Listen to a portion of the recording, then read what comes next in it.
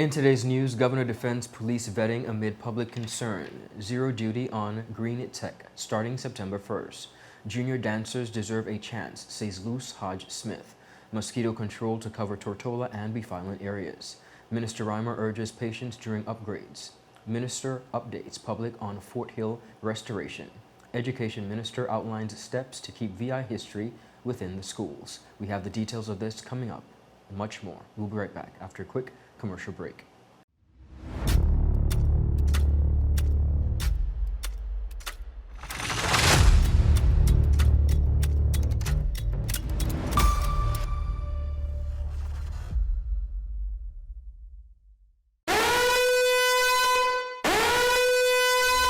Orange alert! Orange alert! Fire is spreading across the BVI. The fastest, most reliable, and affordable fiber internet service is here for you. Look out for fire in these new locations: Slaney, Duff Bottom, Manual Reef, Seacows Bay, Albion, Hannah's, Palestina, Pleasant Valley, and Havers. Fiber is in your area. Call 444-4444 or visit a CCT store to find out more and bring it home. More locations coming soon.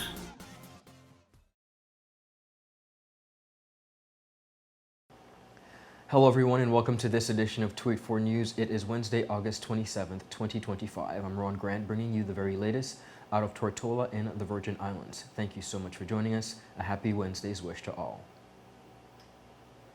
The police vetting process is being defended amid growing public and legal concerns, with officials stressing that it is essential for maintaining trust within law enforcement. Governor His Excellency Daniel Pruce has defended the ongoing police vetting process, stating that while concerns have been raised particularly from the courts and segments of the public, the process is essential to maintaining public trust in law enforcement. Speaking at a recent press conference on Tuesday, Governor Pruce acknowledged that some individuals are uncomfortable with the depth of the vetting, especially in relation to officers' financial information. However, he emphasized that the vetting is a necessary safeguard given the authority and responsibility police officers hold. The nature of the questions on the vetting forms has caused some concern. Some people have considered them to be intrusive. And I can understand that. I mean, by definition, vetting is a process which asks you personal questions.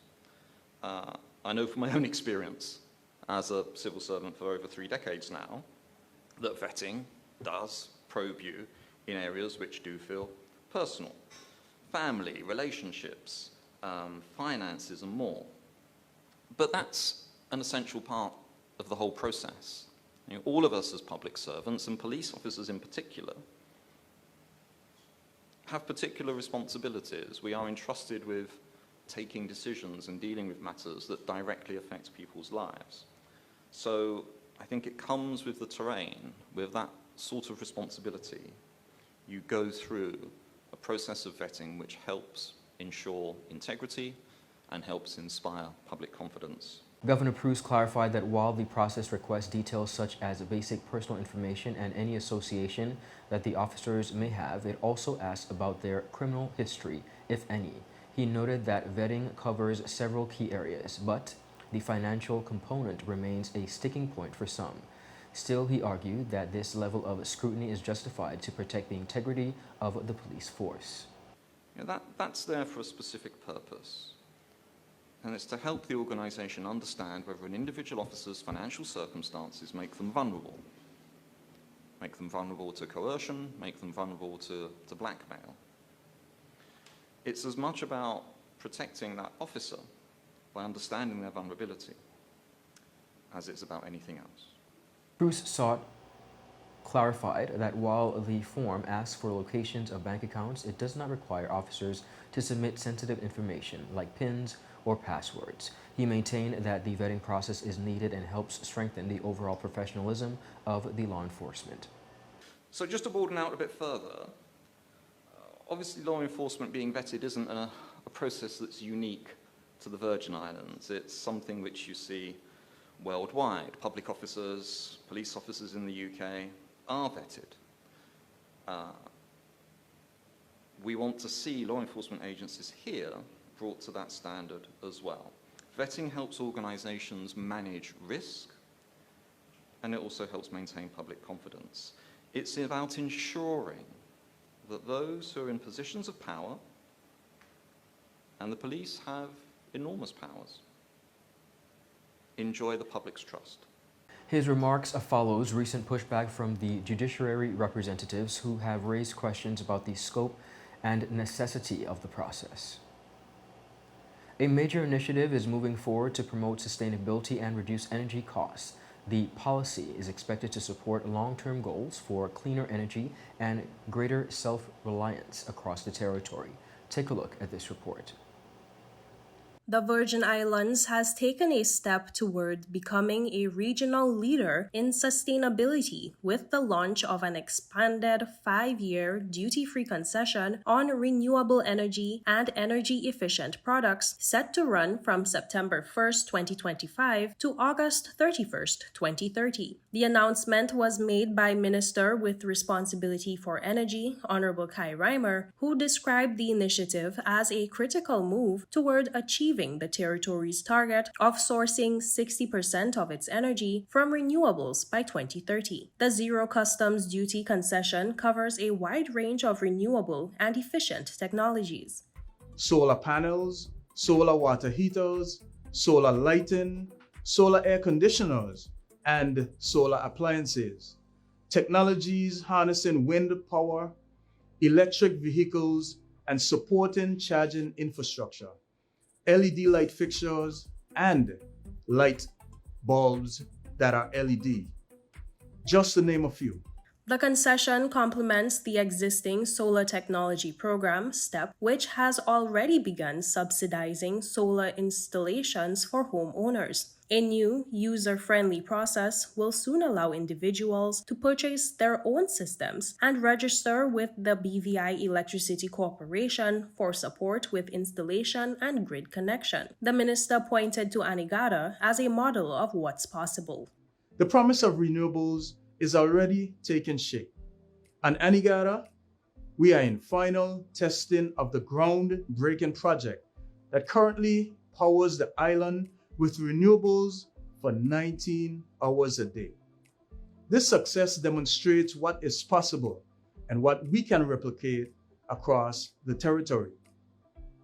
By investing in renewable energy and efficiency, you will enjoy lower electricity bills for your family and business, reduce dependence on imported fossil fuels, a cleaner, healthier environment that preserves the natural beauty of our islands, a stronger, greener economy with new opportunities for local businesses. Aligning the policy with the goals set out in the National Sustainable Development Plan, particularly those related to sustainable energy, he urged residents to take full advantage of the opportunity now available to them. Don't let this golden opportunity slip through your fingers. For the next 5 years, the door is wide open, a rare window to bring renewable and energy-efficient technologies into your homes, your businesses, and communities at zero customs duty. This is more than a chance to save money. It is your moment to take control of your energy future, reduce your monthly bills, and be part of a powerful movement of transformation. Act now, act boldly, and be counted among those who will proudly say, I helped transform the Virgin Islands into a beacon of sustainability and innovation. To every resident, seize this moment and explore the countless options available to you. Up next, junior dancers deserve a chance, says the Honorable LUCE HODGE-SMITH, and Minister RYMER urges patience during upgrades. We'll be right back after a quick commercial break.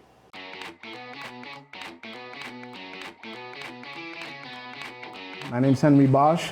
I work for PPG. I'm here to explain to you the use of the Deltron NXT paint line and Enviro-based high performance, one being solvent-borne and the next being water-borne.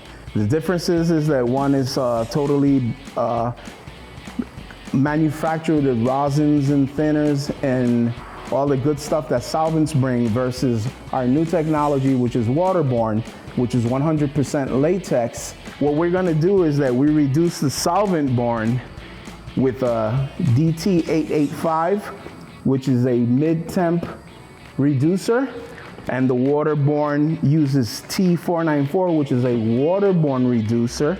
We will today be using either DCU 2042, which is a speed clear, or we will be using DCU 2021, which is a classic. We have here our equipment. We have 8-ounce measuring cups, and we also have our 32-ounce mixing cup. We will also have with us our Venturi. This is a blower for us to dry the waterborne paint, which speeds up the process. The good thing about waterborne paint is that as soon as it evaporates, you're good to go. So now Gilligan will dilute the waterborne paint with the waterborne reducer. We made 8 ounces, that would be 1.6 ounce. It always has to be properly mixed until we get an even mixture within the paint mixing cup. So when we spray, we don't see uneven coats of color. So right now we're filling our paint gun with 8 ounces of diluted paint. We're gonna see how far 8 ounces will take us. Waterborne paint seems to look blotchy on your first coat. Don't pay no mind to that. Don't try to achieve full coverage on your first spray. Excellent. Let it dry. So the process in waterborne is 2 even coats, and then we have what we call a dust coat. Well, now we're gonna have Mr. Brown apply the first coat of clear on his waterborne panel. We'll let it flash off, and then he'll come back and coat it with his second coat to finish it off. As you had seen in the previous shots, we had a little blotchiness, and you'll see some patches. That's all due on purpose to sandpaper to prove that with Enviro-based high performance, all technicians, the body work has to end at 800 grit or plus. Well, Enviro-based is like we're trying to shift everyone into that slowly but surely. The entire west coast of the United States and all of Canada has already been on waterborne for the past 10 years. And now soon it'll be the eastern seaboard, which covers the Caribbean. So when that happens, we'll all be affected. So it's best to start now, start trying and applying waterborne, because eventually everyone will be on it. And referring to technicians, it's less harmful because it doesn't have all the toxic chemicals that solvent-borne paints do. Welcome back, everyone, and thank you so much for sticking with us. One minister has voiced strong support for the Virgin Islands young performers at Carafesta, urging the public to stop negative criticism and give children the opportunity to shine on the regional stage. Junior Minister for Culture, the Honorable LUCE HODGE-SMITH, has expressed pride in the Virgin Islands representation at Carafesta, while urging the public to show greater support and understanding, especially when it comes to the involvement of young performers. Speaking during an interview at the Regional Cultural Festival, HODGE-SMITH said she was particularly moved by the display during the Parade of Nations, where the Virgin Islands delegation proudly carried their flag among participating countries. So they made sure that the BVI was represented in terms of our flag display, and also, of course, our participants being a part of the Parade of Nations, as you said. So it was a proud moment watching from the stand. While addressing criticism circulating online and in the community, the minister called for an end to negative commentary surrounding the youth participants. I want to also appease and plead with our people to understand that these are children, they're young people, and they're reading the comments and they're not feeling good about it. Mm-hmm. They're not feeling that our people back home are making such negative comments about them, and the fact that, you know, these things are being said worldwide.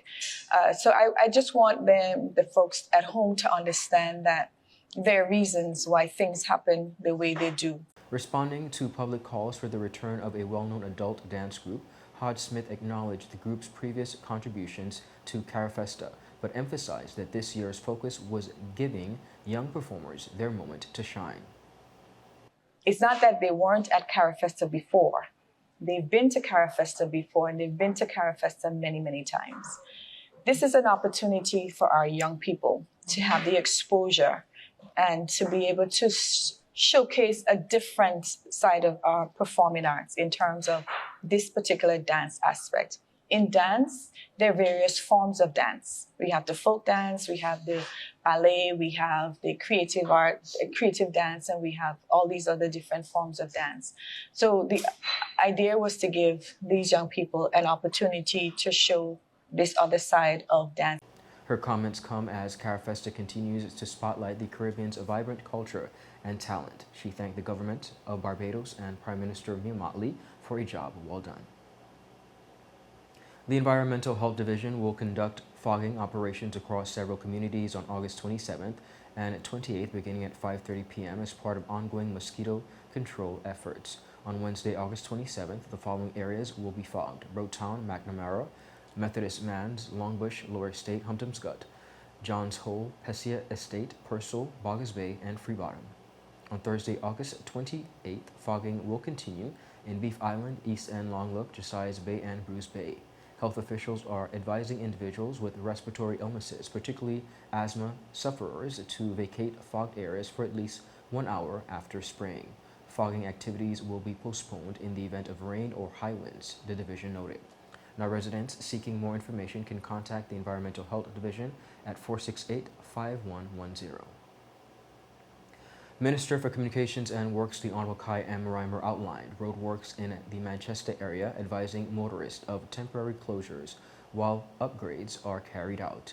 He urged the public to exercise patience and follow traffic advisories as the project progresses. We're here to advise you that on the Ridge Road in the vicinity of Manchester, that the road is closed from today, 25th August, for approximately 1 week as we carry out works to construct a new road pavement in the area. We would have sent out a notice a couple weeks ago, but the works were postponed due to the upcoming weather through Hurricanes Erin. The road is closed today, and we ask for your patience, and we ask that you use alternate routes traversing this area. Again, we thank you for your patience, and we look forward to your cooperation as we carry out these works.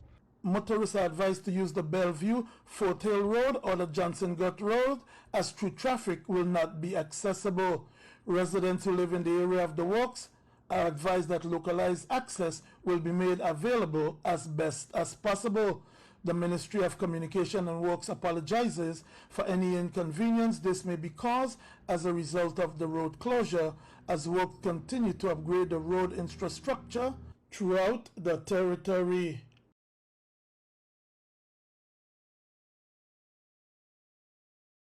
Coming right up, Education Minister outlines steps to keep VI history in schools. We'll be right back after a quick commercial break. As the winds start to whisper of approaching storms, it's time to safeguard your sanctuary.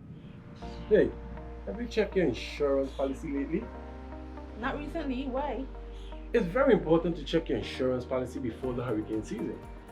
That's a good idea. I'll reach out to my provider and get some information. Awesome. Come son, let's plan for emergencies together. We're gonna include your favorite comfort kit.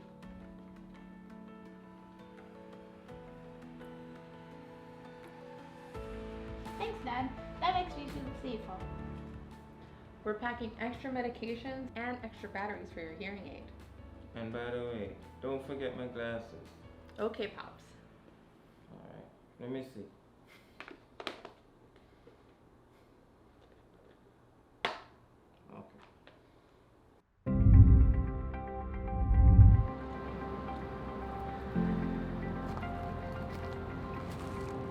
Going on, dog? Saying you good? You got truck? How you Well, on here doing? I hear trimming some of the branches to make sure they don't cause a frig when the storm come. Fair point. I gotta go clean out the gutter them down by me so nothing don't build up. You know how that could go sometimes. Makes sense. That's so good. We gotta be prepared. Facts. Sometimes we get off track, but that's okay. Yo, thanks for chilling with the dog today, you know. Man, anytime, you know I got you. Yeah, but the place so damn hot now. And you know the old people them say when it's so hot, a storm somewhere out there coming. Listen, I rebuke that in the name of great God of the universe, okay? Let me move these stuff so they don't cause a problem. Alright, me want my neighbor window get knocked out at all, Mr. Remember, we're in this together. Reach out to your community, lend a hand, and shield each other from the storm's challenges.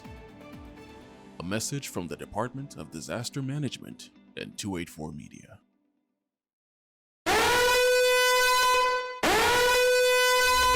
Orange alert! Orange alert! Fire is spreading across the BVI. The fastest, most reliable, and affordable fiber internet service is here for you. Look out for fire in these new locations: Slaney, Duff Bottom, Manual Reef, Seacows Bay, Albion, Hannah's, Palestina, Pleasant Valley, and Havers. Fiber is in your area. Call 444-4444 or visit a CCT store to find out more and bring it home. More locations coming soon.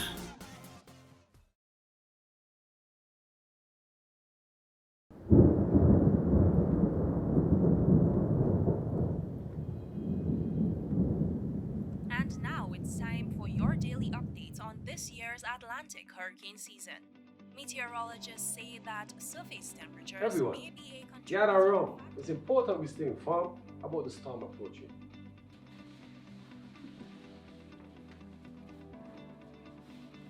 You're right. Late August to early September is when the hurricane season is most active. How do we know when the storm is coming? We can monitor regional conditions using our smartphones or going online. You know, that's right. And we should always rely on sources like the Department of Disaster Management and the National Hurricane Center for accurate information. Right. Those are the organizations that have experts to provide real-time data and forecasts. I hear you. But what if the power goes out?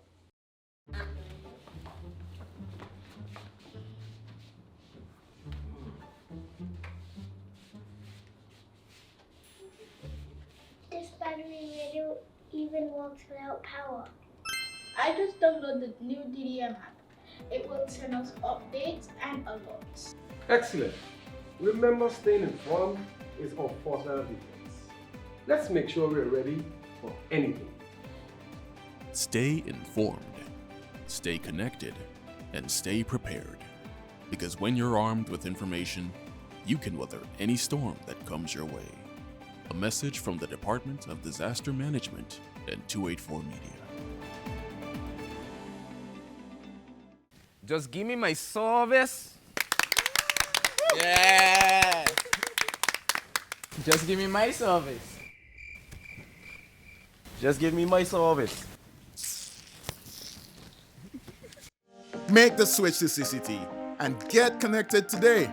Unlimited talk, text, and data. Visit any CCT store or call us at 444-4444. CCT, Life Unlimited. Welcome back, everyone, and thanks so much for sticking with us. Minister for Communications and Works, the Honorable Kai M. RYMER, has provided an update on the Fort Hill Reservoir repairs, confirming that work is progressing to restore the facility and improve water storage capacity. He assured residents that the project remains a priority and thanked the public for their patience as efforts continue to strengthen the territory's water infrastructure. More on this report.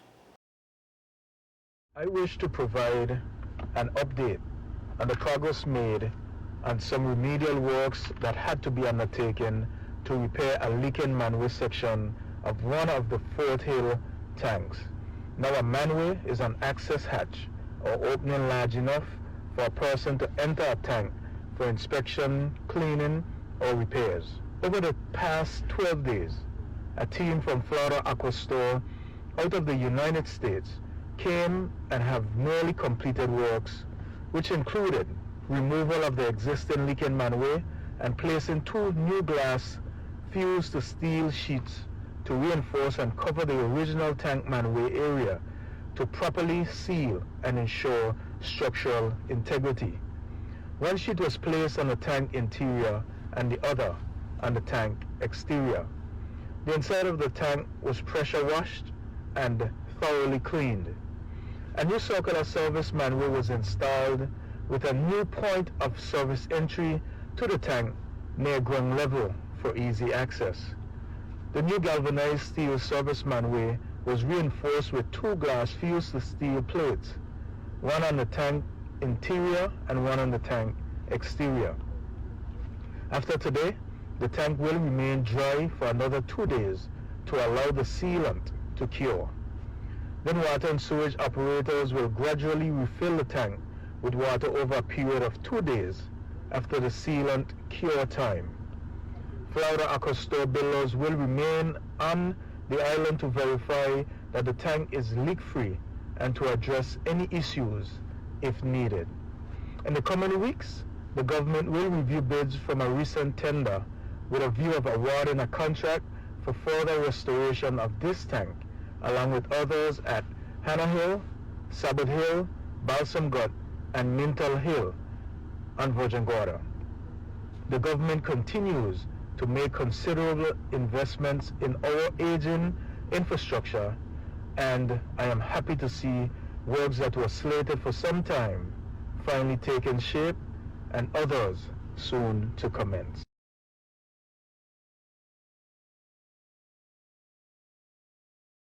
The Education Ministry says it is taking active steps to ensure Virgin Islands history remains a vital part of the school curriculum. Take a look at this report. Education Minister Honorable Sherry DeCastro has reaffirmed her ministry's commitment to ensuring that Virgin Islands history remains a key part of the school curriculum, stressing that preserving cultural identity is essential for future generations. Speaking on Talking Points, DeCastro outlined several initiatives her ministry is undertaking to strengthen the presence of local history and culture in the education system. We have to up our efforts, and our team are being very intentional about it. Small steps and big steps. Small steps, just this week, we're going to have the heritage dancers and the plat polers coming into our teachers as a part of our PD sessions. We do have some plat poles in some of our schools, but they're packed away because in more recent times, persons haven't engaged or been trained. I mean, that was one of the highlights of my journey in primary school. I love plat pole. I used to come out on Commonwealth Day and other school activities, but if you don't know how to do it, you're not in a position to teach it. And so we have persons coming in to do sessions with our teachers this week. We're going to designate specific teachers who will be leads to be able to ensure that those cultural activities are reported within our schools. She also revealed that steps have already been taken to support cultural learning in classrooms, such as securing musical instruments for students. Another thing that we are doing, we just purchased some musical equipment. I was just in the principals meeting and got updated that they've started to be dispatched to school. That was another significant investment we haven't been able to make in a very long time. And among that equipment is Fungi equipment.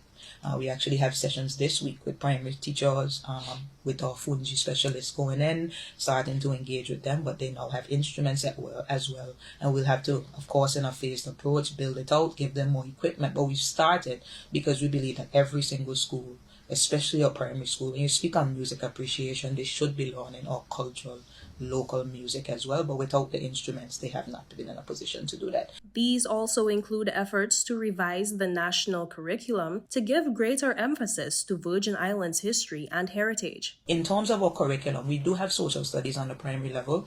Virgin Islands history is a huge part of that. Students learn just about everything at that level, but we also have Virgin Islands history on the secondary level. And so we are doing more to seek to build out our capacity regarding that specific area. But if you look at the current deployment of the curriculum, it does facilitate teaching and learning of Virgin Islands history. One of the things I've encouraged my curriculum, we just hired a curriculum officer for a few years. We haven't had a curriculum director, and so that curriculum director now will start to focus in on curriculum development for specific areas, mostly the content areas, and VI history is definitely a huge part of that, as well as civics. So they understand, government and the House of Assembly, how it works, how you pass bills and so forth. So it is a mandate that I've given to my team, and with the new curriculum director on.